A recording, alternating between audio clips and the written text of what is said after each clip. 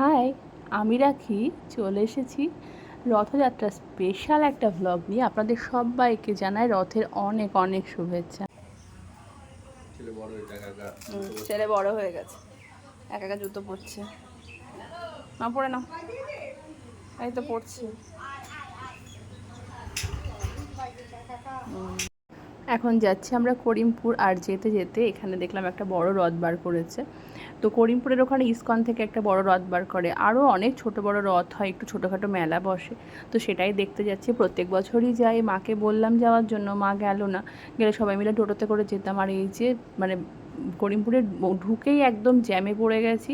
তো এই জ্যামটা দেখলেই না আমার সবসময় পুজোর কথা মনে পড়ে। রাস্তাঘাটে মনে হয় যেন পুজো চলে এসছে, পুজো পুজো একটা ভাইব চলে আসে। পুজোর সময় যেমন রাস্তাঘাটে যানজট, এত জ্যাম হয়। সামনে বড় রথটা বেরিয়ে গেছে, ওই জন্য বাসে এগুলো এখানে লাইনে দাঁড়িয়ে গেছে। আর আমরা রথটা দেখতে পাইনি, মানে আমরা ঢোকার একটুখানি আগেই রথটা বেরিয়ে গেল।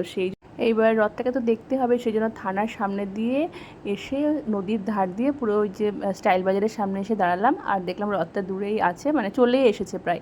তো ভালো যে রথটা দেখতে পাবো। আমি ভাবছিলাম হয়তো রথটা দেখতেই পাবো না, আসলে দুপুরে একটু ঘুমিয়ে গেছিলাম, তারপরে বৃষ্টি হলো। এবার বেরোবো কি বেরোবো না সেই নিয়ে একটু দেরি হয়ে গেল। তো যাই হোক, মানে ভাগ্যে আছে রথটা আসছে, দেখতে পাবো।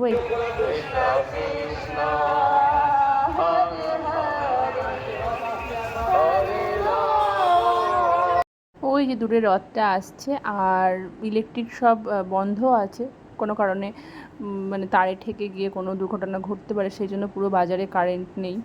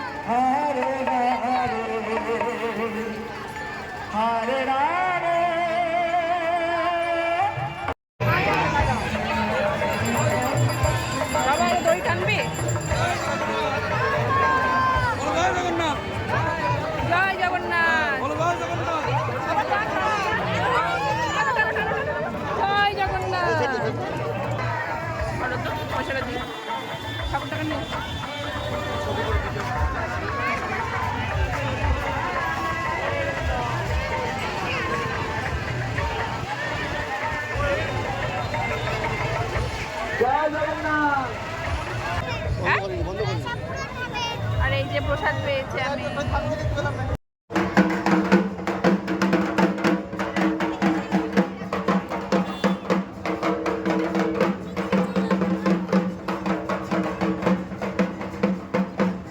আর এখানে ঢাকের আওয়াজ শুনে মনেই হচ্ছে যে পুজো চলে এসছে। অ্যাকচুয়ালি তাই, রথ আসা মানেই তো পুজো চলে আসা।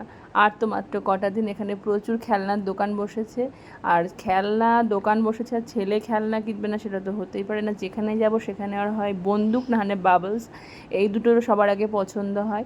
এবার একটা বাঁশি কিনেছে, মানে ওর হচ্ছে বাদ্যযন্ত্রের উপরে প্রচণ্ড লোভ, ঢোল খোল বাঁশি এসব।